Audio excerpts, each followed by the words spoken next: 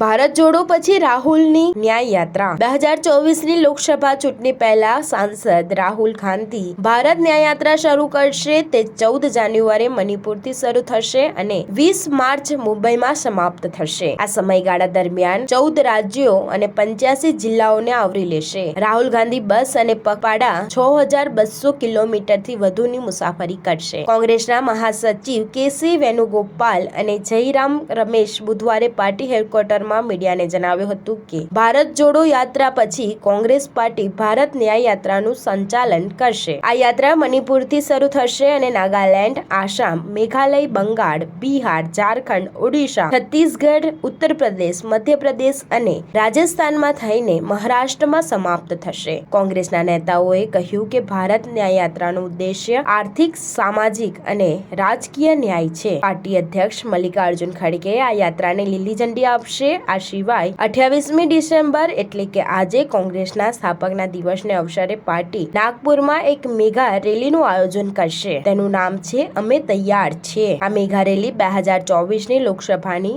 ચૂંટણી માટે alarm વગાડશે। Star news 7 હંમેશા સચ્ચાઈની સાથે।